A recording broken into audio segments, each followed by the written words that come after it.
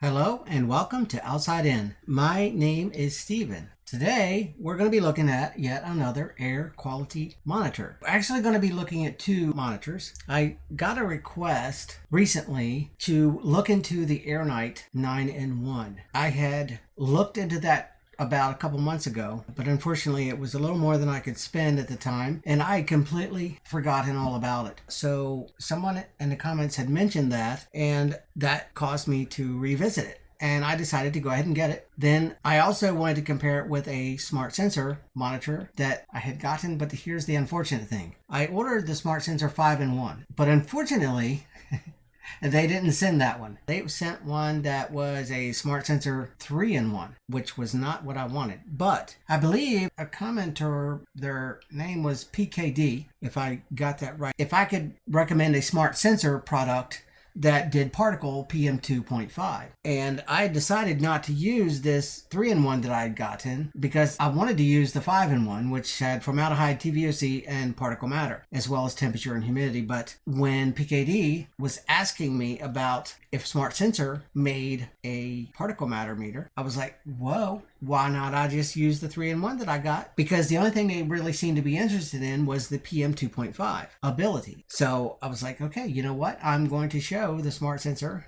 PM 2.5 monitor with this and compare it, at least in that one way, with the AirKnight. But I have other monitors that I have set up and I'm going to use to compare the AirKnight to as well. Also, we are going to be doing a teardown. Yes, exactly. We're going to tear the AirKnight down and we're going to verify what they say is in it is actually in it. We're going to be doing some other tests too. We're going to be doing a really cool scientific test that I've been thinking about for some time. And just a quick rundown on that is that I've been thinking a lot about, I've done lots of research on carbon monoxide, carbon dioxide, side effects to high levels. And one thing I found out about carbon dioxide is that one of the symptoms is having a hard time breathing. And then I got to thinking, wait a minute, my common sense kicked in. I'm wondering if carbon dioxide affects oxygen. And I was like, you know what, that would be a pretty cool scientific experiment. If we can introduce carbon dioxide into a situation, if it affects the oxygen in that area. Because if it does, then that would make sense that people would have a hard time breathing in high levels of carbon dioxide. So I was like, you know what? I have an oxygen meter. So guess what? We're going to be testing that and see if that's true. I haven't seen anything on the internet about it, but I thought I would do it myself for myself to know, because I've been wondering about this for a number of months. So now we're going to get an opportunity to test that, and we're going to test it in this video. I don't want to keep you too long, but I am going to be including chapters like I try to do with all my videos, so that if you're like, oh, this is boring, if it's boring to you, then all you have to do is just click through. And I really ask, at least for the first time, that you try not to click through too much, because you could miss information that you're going to ask about. If you just can watch it through at least the first time, a lot of the questions that you might have may be answered. Also, I would like for you to stay tuned to the end of the video, because there's somebody pretty cool I want to talk about at the end of this video. And I truly appreciate their assistance and their help and their knowledge, and just absolutely incredible experience it was. So please stay tuned to the end of the video, because I'd like to talk a little bit about that, but I don't want to take up too much time right now. And now I think I'm starting to talk too fast, so I don't want to talk too fast, so you'll not understand what I'm saying. Some people accuse me of talking too fast. Somebody said, you know what, have you ever thought of being an auctioneer? I'm like, no. But anyway, all right, let's get on with it. This is about the AirKnight 9-in-1 that I've had a number of questions about over the past few months. So we're finally going to take a look at it, and we're going to see if it stands up to other monitors in its class. So let's get going right now to camera number 4. All right, here we go. Now this is the AirKnight 9-in-1, and I'm hoping you can see all of this. I tried to get this all set up so you could see everything. Now this here, someone was asking me, I think PKD also was asking me today, if I knew of a hygrometer because they needed a hygrometer for humidity testing. And I was like, this is so coincidental that you would ask that, because actually I do have a smart sensor, hygrometer, and temperature in one unit. I wanted to use that to compare with the temperature and humidity on here. And as you can see, temperature 81 on the industrial meter, it's 82.9. So very, very, very, very close. 52%, 57.9% humidity. Not too bad. Not too bad. Now this one up here says 85 degrees, but this is really not made for temperature. This is the CO2 from Smart Sensor. Temperature on here is 81.5, 81.3, 82.9. That is pretty cool. I like that temperature is very quite accurate. The temperature on here, which now this says 82.4, so that's pretty cool. This is another one that I believe it was PKD that was asking me about the PM2 smart sensor, if they made a PM 2.5, and this is it right here. I was supposed to get the 5-in-1, which did particle matter, TVOC, formaldehyde, and then temperature and humidity. But unfortunately, they sent me the wrong one. This one seems to be working pretty well. The PM 2.5 on this, it says 21. This says 24. This says 25. That says 10. Wow. Okay, and this says 26. So this one seems to be a little off. I really am going to have to change my mind about something that I've been kind of sort of recommending to Hofun. This is the Hofun. This is the Hot Crim. And this is the AliExpress model that I did for Nikolai Kolodachka in Ukraine. It is very humid in here. This is my office, my studio, all in one. And I love it. This one here, look at this. TVOC 3.3. That is absolutely ridiculous. It'll all of a sudden, like today, it started working beautifully. And then a few hours later, it started doing this again. So I can no longer recommend the Hofun. This thing messes up way too much, way too often. The particles seem to be pretty good though. I mean, I've been looking at this. The particles seem to be okay. And the formaldehyde even seems to be not so. Now look, it just jumped way up there. That formaldehyde seems to be a little off as well.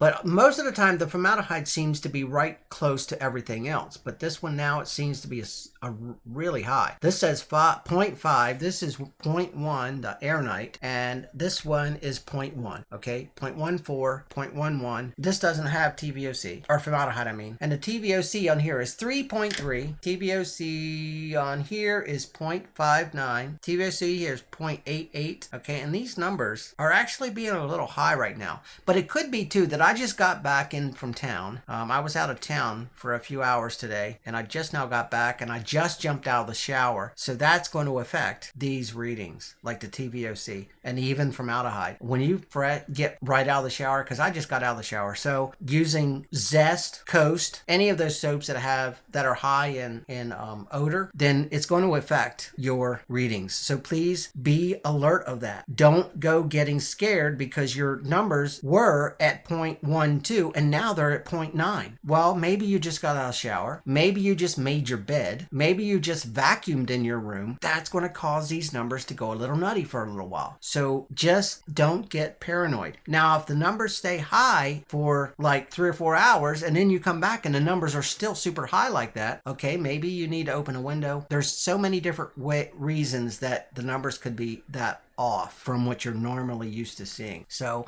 the only thing I'm saying is don't get overly paranoid because the numbers start to jump around. Okay, 2.5 PM 2.5 is 25 on here, is 23 on here, it is 21 on here. So all three of these are agreeing, except this one is still staying at 10. So I don't know is something now gone with this one? I don't know. And it's saying poor quality, which it shouldn't be saying poor quality. That's a little strange. All right, maybe it's the there is a lot of humidity in this room right now. So it could be maybe this device for some reason, and maybe even this one is being affected by the humidity in here. So the PM10 is 33. PM10 here is 20. PM10 here is 30. PM10 here is, 11. Wow, that's low too. Yeah, this one here is saying, you know what, I'm sorry folks, but I don't agree with any of you. The only thing that I know is way off is the TVOC on this one. TVOC is on this one. It's just so far off, it's crazy. I don't know what's going on with this. This does this all the time. So that's why I'm going to have to say from now on, I do not recommend the Hofun. It's just one time it works, and then the next time it doesn't seem to work. And then the next time I use use it, it seems to work beautifully. So it's just in and out how this works. I even tried to do a calibrate on this, and it's still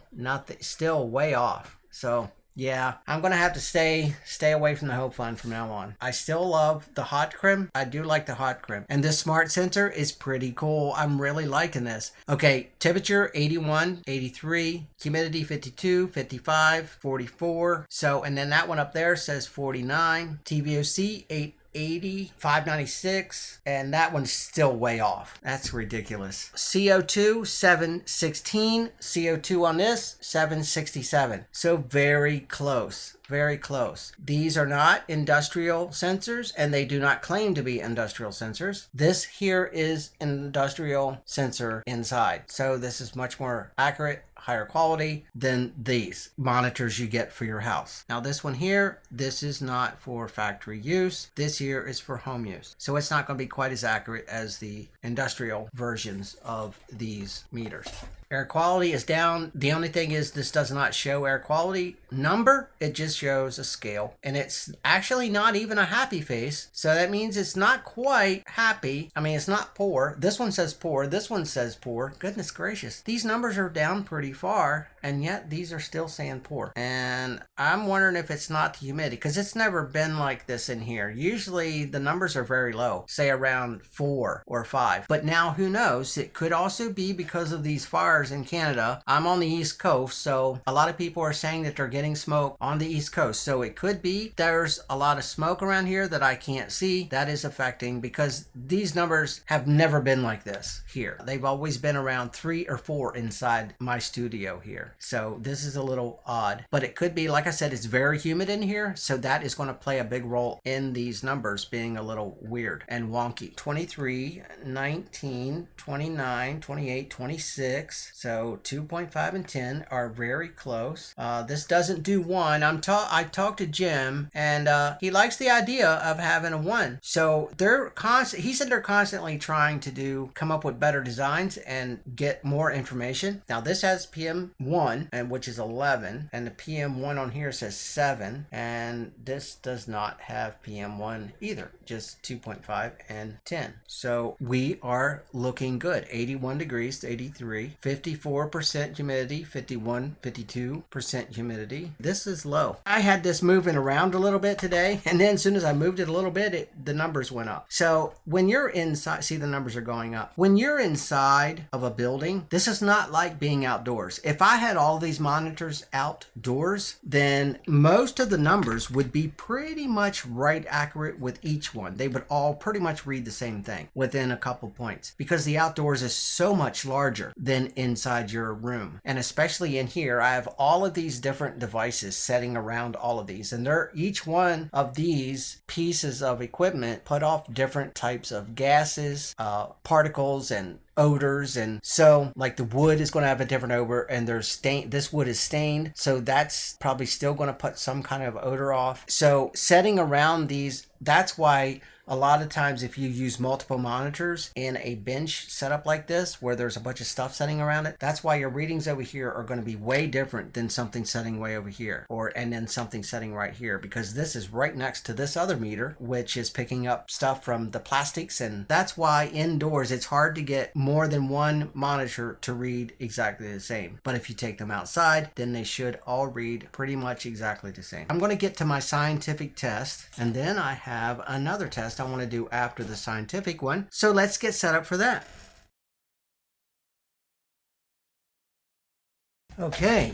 All right. Now what we're going to do, I'm going to do my little scientific test here. And that scientific test is I'm going to introduce some pure CO2 using a soda stream into this device that I made. And I want you to pay attention to the oxygen levels. The oxygen levels right now is around 21%, which is where they should be. But if those oxygen levels drop, then it's going to become very difficult to breathe. And you might even find yourself gasping for air. So an oxygen meter is probably a good thing to have around. If you're having issues breathing, that's something something that you would want to see if you have an issue with low oxygen in your environment. And I was curious that if CO2 was introduced into an environment, would it affect the oxygen? So let's find out. Now this meter here will go up to 5,000 parts per million, and this smart sensor will go up to 10,000 parts per million. And as you see, the CO2 level is rising inside since I put them in here. But I'm wondering if that is due to, like, the humidity in here is crazy high. So that probably is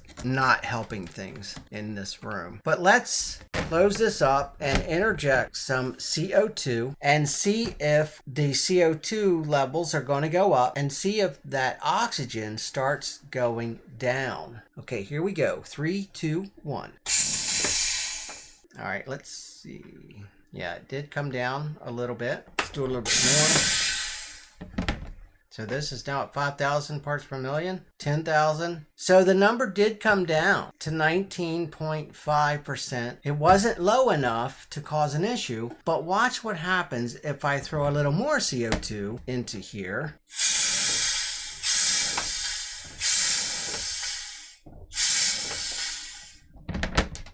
Look how that goes down. And now it's flashing saying that there's a problem with oxygen. So what I'm going to say about this, because this number will go back up, so that's curious. It goes up pretty quickly, the oxygen levels. So I'm going to say, because of what's happening here, that CO2 is affecting oxygen levels. But when it dips down, your oxygen, if you have a good rich oxygen environment, it's going to recover pretty quickly. But if you get oxygen levels, say right lower, it's right now at 18%, and it stays there for any length of time, then I would say that it's probably more than just CO2 that's causing it. I thought it was interesting to see the oxygen level come down with the introduction of CO2. So I'm going to get me a fan. I turned on my little fan I made for this to simulate air coming into the window, and then open the other window on the other side to let the air out, so we can see the oxygen levels come back up again, and the CO2 levels should start dropping.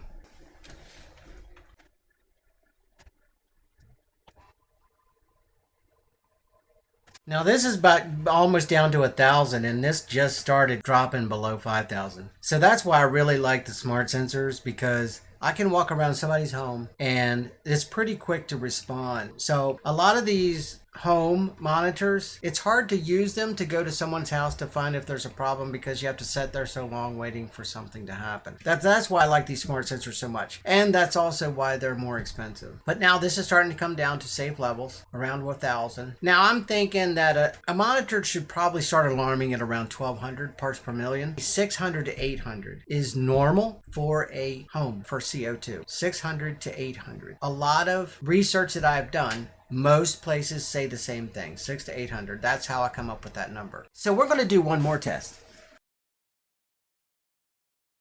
Okay, now we're back. We're going to do another test here before we get to taking this apart. This is a smart sensor decibel meter. What I want to test now is the loudness of these alarms. Okay, the first thing I want to do though is show you how to use this. When you get this, if you want to set the time, you have 3 buttons on the top of this AirKnight. The middle button is power, and this is a left button, left arrow button. This is a right arrow button. To turn this off, you hold it for like a second, it'll turn off. You hold it for a second, it'll turn back on. I don't want to do it right now because then the TVOC has got to warm up again. And when you turn this on, I believe the manual says give it 5 minutes to warm up for the readings to level out. If you want to change, this comes default set to Fahrenheit. If you want it to read Celsius, the right arrow button, you press twice and it goes to Celsius. If you want it to go back to Fahrenheit, you press the right button twice again.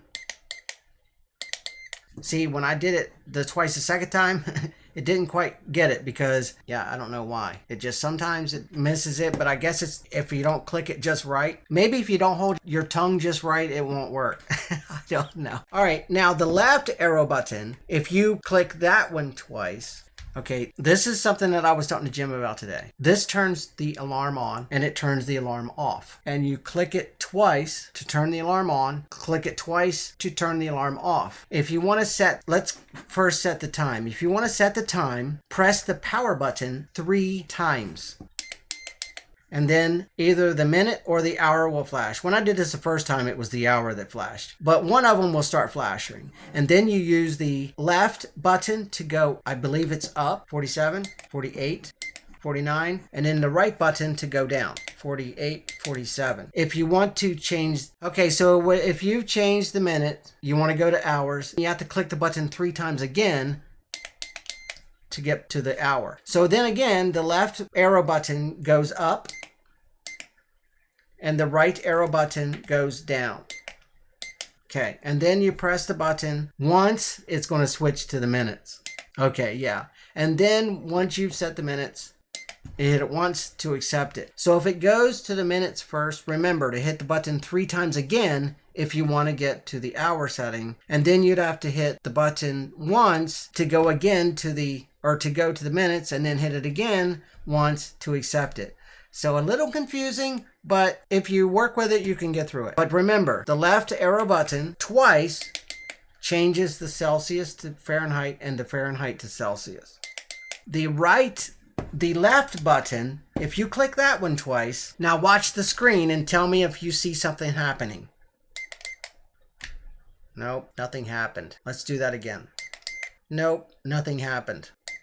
Nope, nothing happened. Now, you're probably wondering, what in the world is he trying to see it happen? Double clicking the left button turns the alarm on and it turns it off. But guess what? There is absolutely no indication whether the alarm is on or whether the alarm is off. Now, if that is important to you, please, please, I beg you, to let me know in the comments. That is something that you would like to see on this. I was talking to Jim today. Jim would like to see a lot of you saying, yes, I would love to know if the alarm's on or off. Because I've already did this video once and I had to redo it. And in that video, the alarm went up to 5,000 parts per million, but there was no alarm. And that was because I thought I had it on because I double clicked it, but evidently I didn't double click it right and it wasn't on. So that's why it didn't alarm. So that's why it's important to have, and it should be right here where the CO2 is. There should be an indicator that the alarm is on when you double click it. It should come on. And then it should say off when it's off. The other test that I wanted to do with the decibel meter though, is I wanted to show the difference between the alarm on the smart sensor and the alarm on this, how loud it is. Now I just have to remember how to get the alarm on. Oh, here's the alarm. The alarm is on this. See this here? Alarm off. That speaker icon is gone. You turn the alarm back on. Now you have a speaker icon. I love that. I love that I have an indication that yes, indeed, the alarm is on. Okay, now we're going to need to inject some CO2. And then what I'm going to do is I'm going to set the meter here for a maximum so it will show the maximum volume of the surrounding area. But before I do that, I'm going to shut up and spray some CO2 around here to make this alarm go off.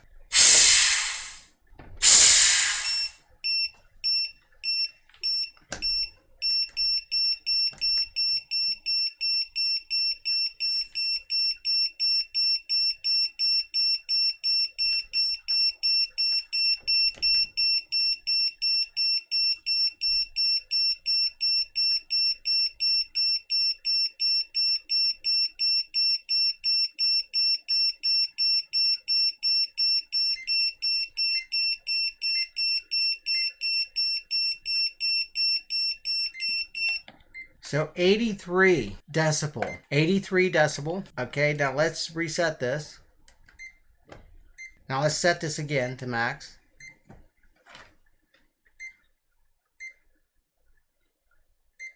Now this one, it was 83. Remember that, 83 decibels on this. I'm going to get this to alarm again because there's another thing I don't like about this monitor.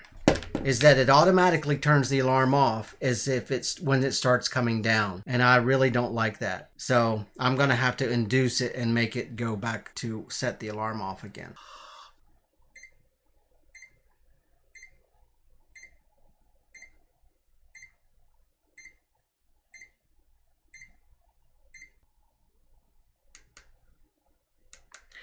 So 47. 47.3. This was 83 point, I think 6. I should have wrote it down. 86. Well, I'll put it in the video up on the screen. I believe this was 83.6 decibels.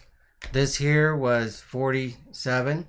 It finally got up to 47. Most of the time it was around 43 or 5. But this thing here, I don't even know if you heard it or not. That's why it wasn't affecting this. This sets at around 38, average, around 38 decibels if I don't say anything. Okay, 38. So this was only like 6 decibels above ambient. You're not going to hear that. You're absolutely not going to hear that.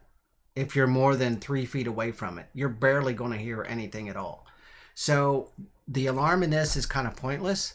I was talking to Jim about it today, and I mean, I think I have a fix for it, but we're going to find out when I take this apart. I believe this is so quiet because it's closed in this house as housing, and it's like holding your hand around. If I put the sensor in my hand and held my hand around it, you wouldn't hear it. Well, I think it's the same effect here because there's no holes for the sound. The sound, I believe, is right here, the alarm, and there's no holes in it for the sound to escape. So I think that's why it's so quiet. But we're going to find out when I take it apart. I'm going to test the alarm to see what the difference in decibels is, and I will be putting that up on screen. So let's just turn that off for now because we'll be coming right back to that.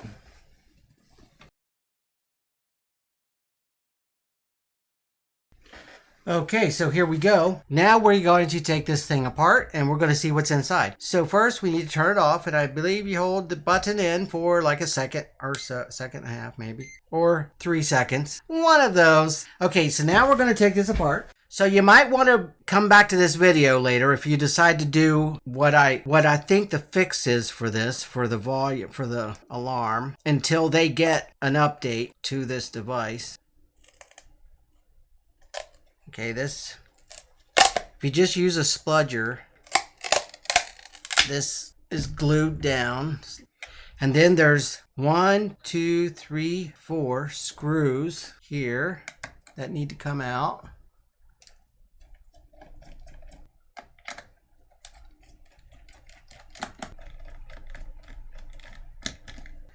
But you definitely don't want to drop this while you're taking it apart. The first thing we have to pop is this. Get a spludger in here and get it to click like that. Then do it again on this side. It's a little difficult to get it in there, but it goes. And then, okay, that side. Okay, and then do this one, and then do this one, and that'll pop right out. So there you go. All right, and then just lift up on this and lay this back, and look. Right here is the alarm. That's the alarm. So the alarm is right there. And when this is on, this alarm is completely closed off. There are no holes for the sound to get out. So now what I want to try to do is I want to induce the alarm with the cover off and see if that makes a difference. Okay, so to power it on, press the power button for like a second or so. There it's on. Now the TVOC is going to have to it says wait 5 minutes, I believe, in the manual. Wait 5 minutes for that to heat up and to start working. But we don't have to worry about the TVOC right now. What we're worried about is the CO2 alarm. Let's see if there's a difference in decibel reading. Guess what? I don't think there is. Oh my goodness, no way. That is not what I was expecting. I thought when I took this case apart that it was going to be a lot louder, but it is not. Absolutely not much if it's loud at all. But anyway, let's try it. I'm going to induce this, and then I'm going to be quiet, and I'm going to... The only thing about clicking this minimum maximum button, it makes a noise on its own. So when I move it over to maximum, then it gets a false reading on the decibels because it's listening, it's hearing this click, and I don't like that, smart sensor. You need to fix that. Okay, let's breathe into this and get this thing to start beeping continuously.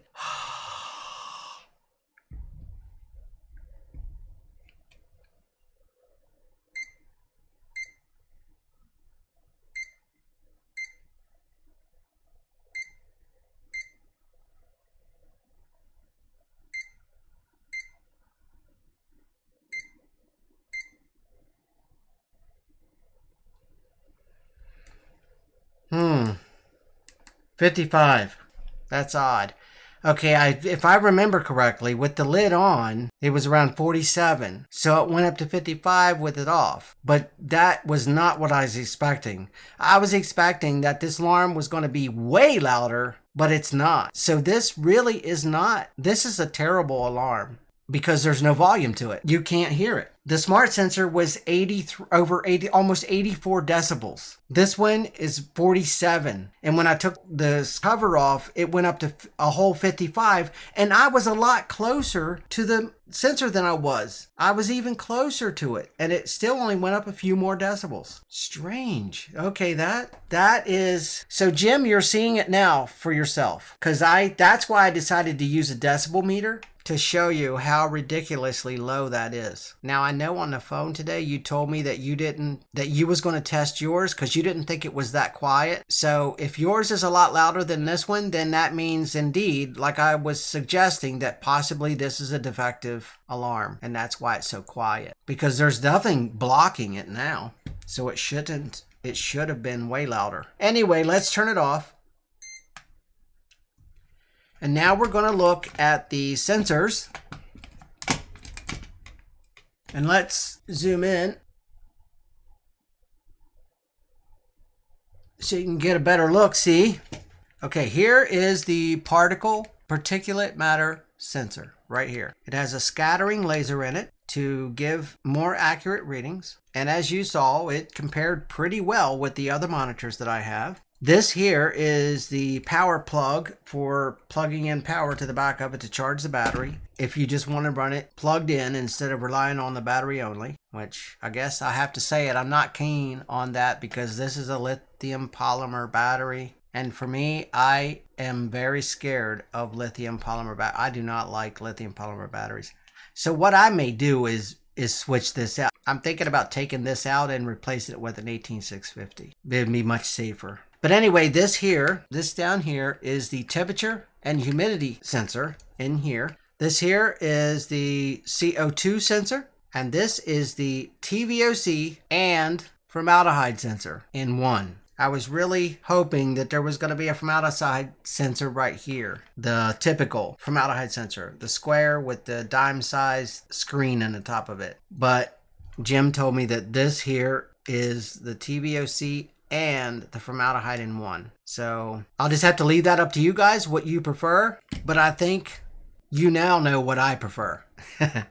But I don't think I need to say that. There is 5 sensors in here. Number 1, CO2. Number 2 and number 3, TVOC and formaldehyde. Number 4, particulate. And number 5, temperature and humidity. That's the 5 sensors. And they are, in fact, in here just as described. I really would have liked to seen a formaldehyde over here. Wow, I would have. And I really would like to see, and I really was hoping I was going to see 18650s in here, because I'm sure I could get an 18. Let me look and see. Let me be sure. Let me go get an 18650 and I'll show you.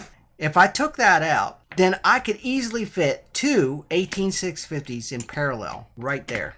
2 of them. I want to use 2 of the same ones, so let's see. Oh my goodness, look at that, it's beautiful. It fits in there perfect. Perfect. So yeah, if anybody is inclined, you can remove the lithium polymer battery if that is a problem for you. And 2 18650s in parallel would fit in here perfectly. Plus you would get more capacity out of using 2 18650s. Because, let's see. Okay, this says it's 3,000 milliamp. And each one of these are 3,200. So that would be 6,400 milliamp hours in the same space as 3,000 milliamp hours. So you could get more than double the capacity by taking this battery out and replacing it with 2 18650s. Plus you would have a much safer unit. Because yeah, I've seen too many devices with lithium polymer batteries explode and catch on fire in the middle of the night when they're plugged in. So that's why I really don't like lithium polymer batteries. But like I said, if you're mechanically inclined to do so, it would be very easy to take this battery out, Make sure when you clip these wires though, that you do one wire at a time because you don't want to short anything on this. You definitely do not, absolutely do not want to short this battery, not even for a split second. You definitely, unless you want to see a fire, do not short this battery out. So clip one wire at a time, and then you can create this. You can spot weld these in parallel, and then you can solder these wires up to the net positive and the negative side, and voila, there you go, with double the capacity and much safer to have in your home. But I did talk to Jim about this, and he is very intrigued when I told him about the 18650 and the fire hazard that LiPos are. He said that he would talk to his team and see what they might be able to come up with. So if that is something that you would also like to see in this, 18650s as opposed to a lithium polymer, please, please, please, please add that in the comment section, because I know for at least the first time anyway, watching this video, Jim will probably more than likely be looking at the comments. Okay, so there we go. And I do believe that about covers it. So let me get this back together.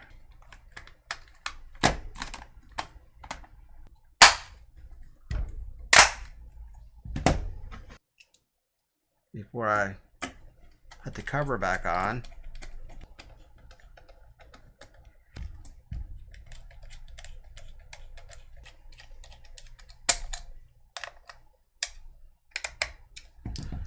Okay.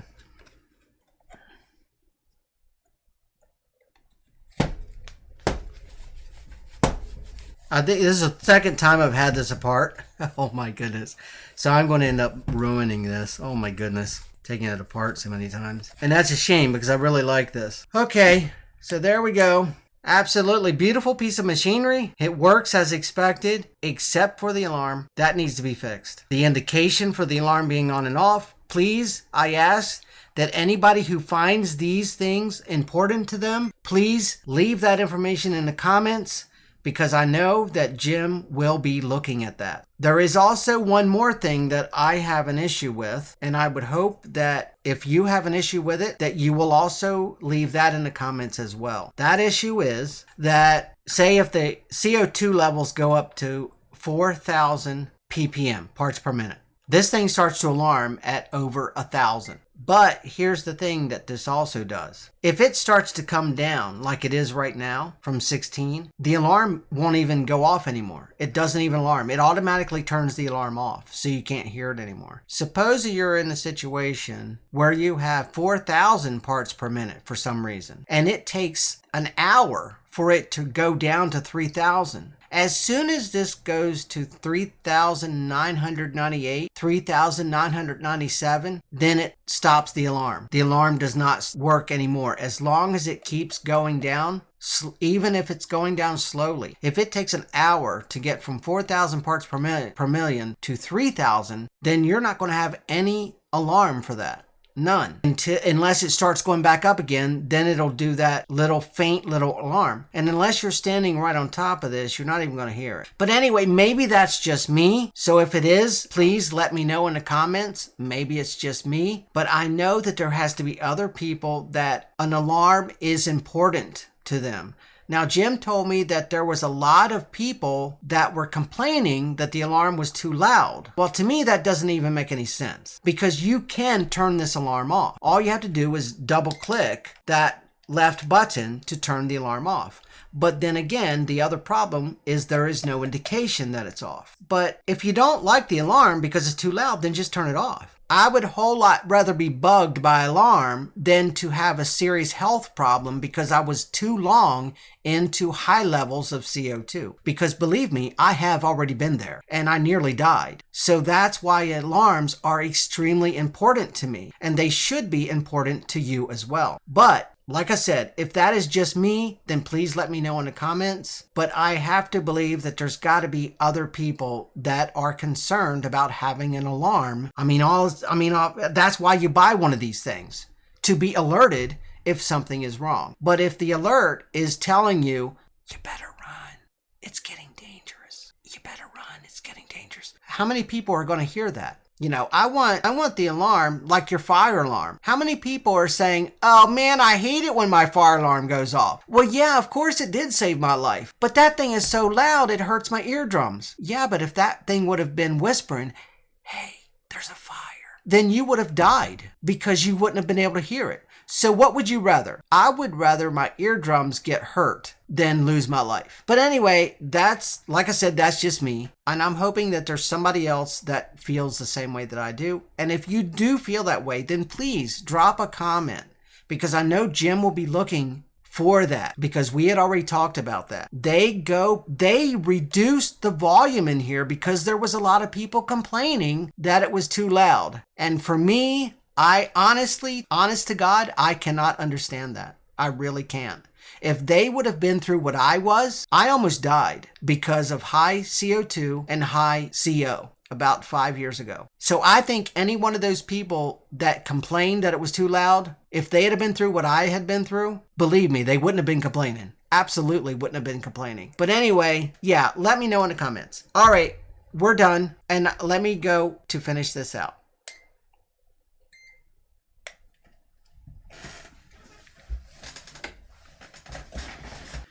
Okay, alrighty, we're done.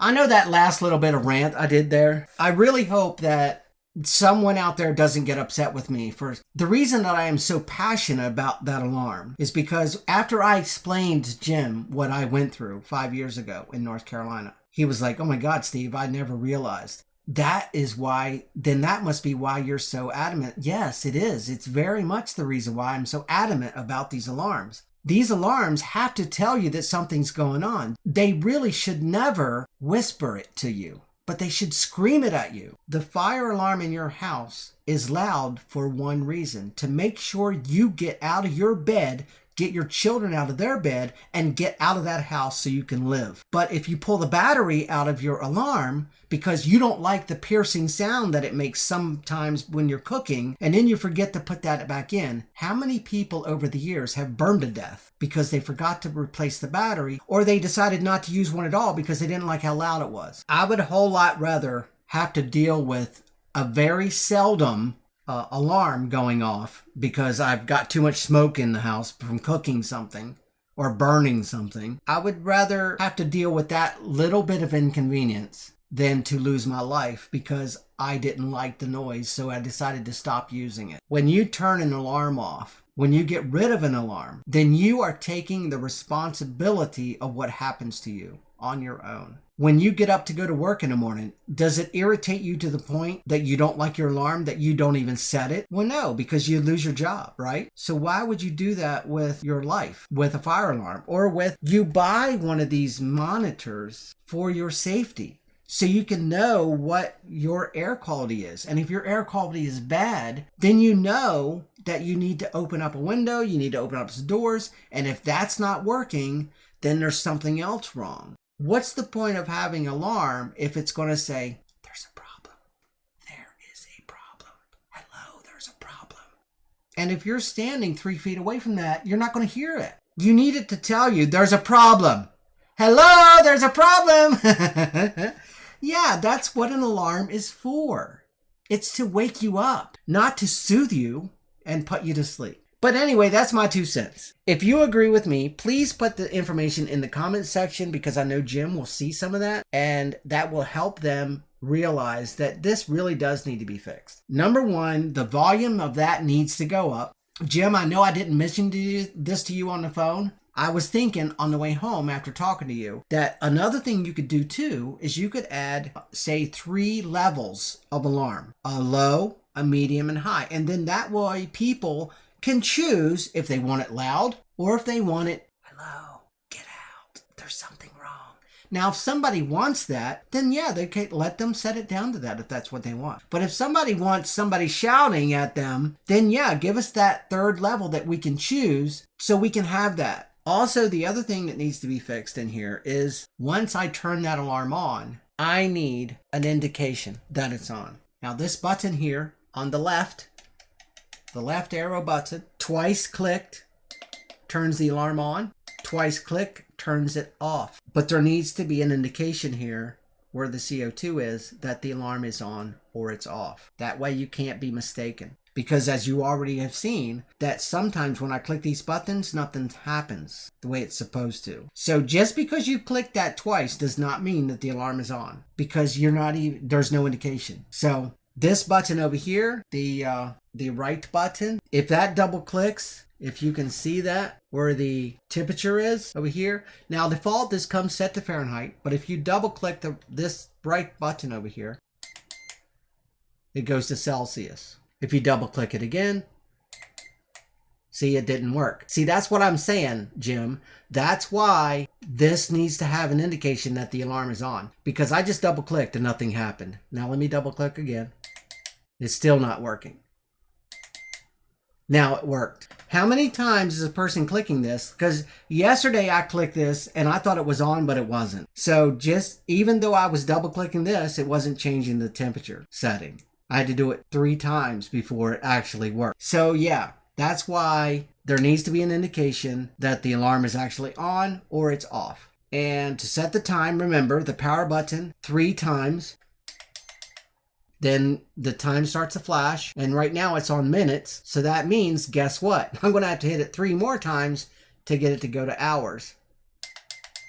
Now the hours is flashing, and these buttons here make it go up or down, hours or minutes. And then if this was working the way it was supposed to, because the first time you do this, it's supposed to go right to hours. And then you click the power button once, and it goes to minutes, like it just did. But if you'll remember, when I just did this, it went right to minutes. So I had to click it 3 times again to get it to go to hours.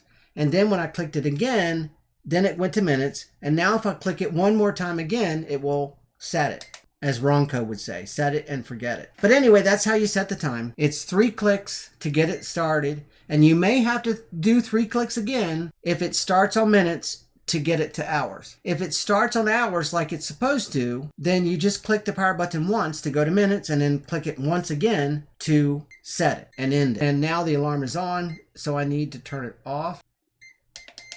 And the alarm went off. Okay. But like I say, there's no indication. So that needs to be fixed. Oh my goodness, that needs to be fixed. Now, some people might say that I'm just being picky, and that's fine. That's fine. But I know that I'm not alone. And I know that there's a lot of people that actually care about having an alarm, because that's why you purchase something like this, especially people that use these plugged in all the time. The lithium polymer battery, I am not a fan of at all, so I'm definitely going to be changing that on my own. I'm hoping that AirKnight will also change that. But that is something else that you can please say in the comments, that yes, I would love to see 18650 in there, because several of my other monitors, that's exactly what they have in them, 18650s, not lithium polymer. The reason a lot of companies are not doing that anymore, because polymer is so dangerous. They are very easy to burst into flames. And that's the last thing you want setting on your desktop around all your papers and your books to burst into flames in the middle of the night. Because any of you who watch YouTube videos about lithium polymer batteries being dangerous, and there's a load of them out there. So if you ever get a chance and you haven't done it before, then please, go do some research on YouTube about dangerous lithium polymer batteries, and you will see some pretty cool, pretty interesting, and pretty cool videos, but they will show you just how dangerous LiPo batteries are. I do have LiPo batteries for my drone and my spot welder, but I also have fireproof safes that I keep all my batteries in. That's how much I don't like lithium polymer. Keeping this in a safe, fire safe, would kind of like be pointless of owning this, wouldn't it? Because then you'd never see the numbers. So yeah, but as you saw in the teardown, that if you're inclined, you could do it yourself, or if you have a friend who, like me, DIYs things, I'm sure they'd be happy to take that apart and throw a couple 18650s in there, because I just showed 2 18650s will fit in there perfectly in parallel. So give you twice the capacity as well, and a lot safer. Okay, also I want to give a shout out to someone, and that shout out is to someone named Jim Naaf. And Jim Naaf, I'm not sure if he is AirKnight or he just works for AirKnight, because we haven't talked about that. But what an amazing person to talk to. Jim has been absolutely incredible, helping me and answering every question that I've had. And even the criticisms that I've had, he has taken so well. I was so expecting him to get so angry with me, but no, he hasn't. He's been very attentive and eager to hear what I had to say and thanked me. Again, today, I called him about some serious issues I had with this monitor, and I wasn't even sure that I could recommend it. But he was very happy to hear what I had to say, and he was writing down what I was telling him while I was telling it, because he was repeating it back to me. So he said that he's going to take this to the board and to the team, and some of these things definitely we can get fixed, but some of the others, he's not sure how they're going to respond to that, especially about the loudness of the alarm. So that's why I'm asking people, please, if you have a desire to have that alarm be much better than what you heard, which was nothing, then please put it in the comments, because I know Jim's going to see it. Now, Jim told me the reason that they lowered the volume, they lowered it because there was too many people complaining because it was too loud. And I'm sorry, but I don't agree with that. Absolutely don't agree with anybody that would say that. If you don't like it, then turn it off. But to hinder other people from having the opportunity of hearing that alarm is just wrong in so many ways. Just because there's a few people that don't like it, that's, in my opinion, that's too bad. If you don't like it, then turn it off. But don't keep other people from having the benefit. And that's the way I should put it. So anyway, Jim has been absolutely exceptional. Even when I was giving him all this criticism, he asked me if I wanted him to send me the AirKnight for free. And I said, no way, are you serious? But I said, you're not going to want to do that, Jim, because Outside In is just so small. And I said, I only have at the time, I think I only had 240 subscribers when I was talking to him. Now, I know it's jumped a few in the past week, but Jim immediately responded and didn't even hesitate. He said, you know what, Stephen, we all have to start somewhere. And I was like, well, that's kind of cool. I like that. All right, thank you. But then I said, still, I just like being able to do this to help people. So I don't want you to put yourself out, and please don't feel the need or the obligation. Please, you don't have to do that. So we continued to talk. Now, this was about a week ago when I first talked to him, and we had talked for another 15 minutes. And then I had mentioned that I was waiting on the smart sensor to arrive before I could do this video. And as soon as I got back off of the trip that I was on, then I would be able to get the AirKnight. But honestly, I don't think he heard that, because he said, well, do you have the AirKnight in hand right now? And I said, no. I couldn't afford to buy it. So I was hoping by the end of the week, I will have enough money to buy this. And then he said, Steve, are you sure? Are you sure you don't want me to send this to you? Because he said, believe me, I don't have a problem. He said, you're doing this for us. And he said, I appreciate that. So he said, I would really like to be able to send this to you to help you out. And Jim, I can't even find the words to say thank you for that. You are the first company that has offered me a product to review and send it to me free of charge. That is helping Outside In immensely, because I've run out of money so many times and overdrawn my account so many times doing these videos. And to have somebody that actually was concerned enough when I said I couldn't afford it to say, let me just give it to you, to say thank you for your effort. Jim, I just say thank you so much. Thank you. Appreciate you. I appreciate the time that you've taken to talk to me.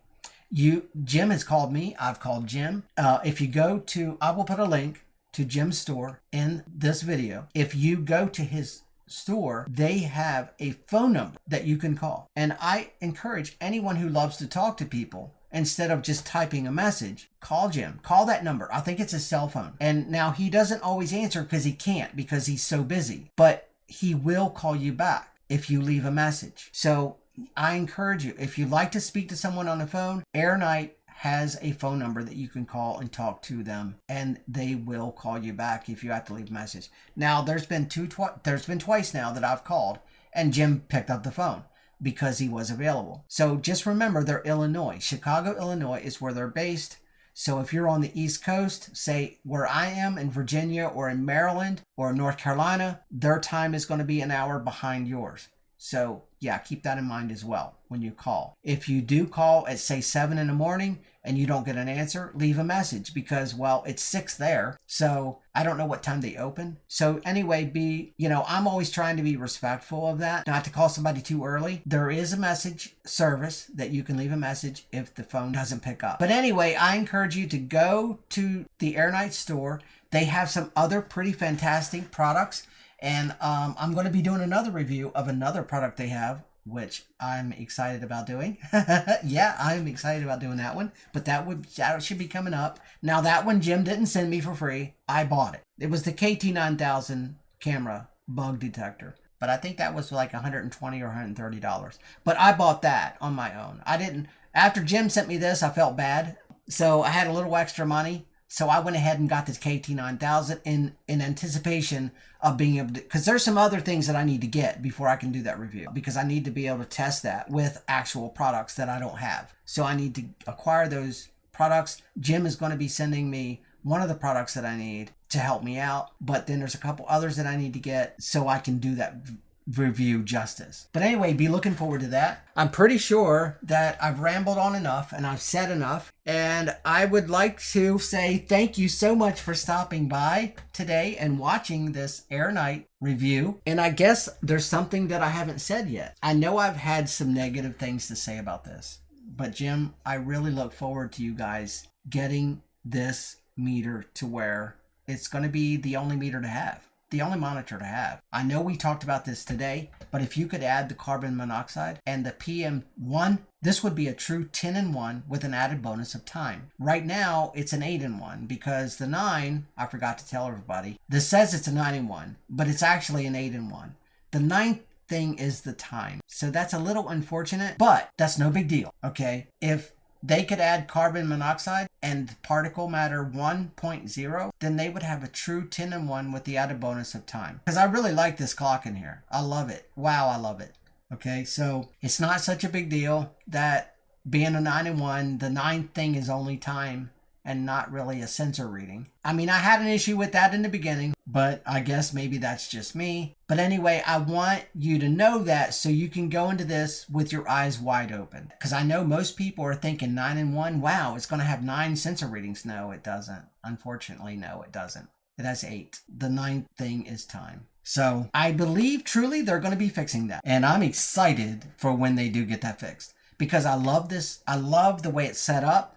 I love the black screen and the white letters. It's just beautiful. Like the hot crim though, the only thing I hate about the hot crim is that it has the black background, but the numbers change colors. And when they change to dark red, I have to use my magnifying glass to even see what it is because it blends into the black background. So I don't like that about the hot crim. I don't like that at all. I can't even see the numbers if they get high because they change to dark red, which I can't see anything. But these numbers here do not change color ever. They're always going to be white, and the black background, it's amazing how the quality of this is just absolutely amazing. And I believe, for me anyhow, it's stunning. And I would love to see this grow to have 10 different readings on it, and then the time as well. But I would also like to see the date because I've been doing some research and there's a lot of these monitors now that are coming with time, date, and also date of the week. 3 extra items. And not one of them is included with the 8-in-1, 5-in-1, 3-in-1, 9-in-1 that they are.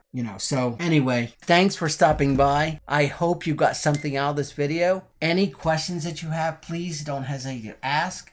Anything that you would like to see, please don't hesitate to ask. I will do my best to bring that to you. I'm going to end with my favorite thought. Take care of yourself. Take care of each other. Find somebody that needs a reason to go on and give them that reason. Find somebody that needs to laugh. Yeah, make them laugh. Find somebody that needs a hug. Give them a hug.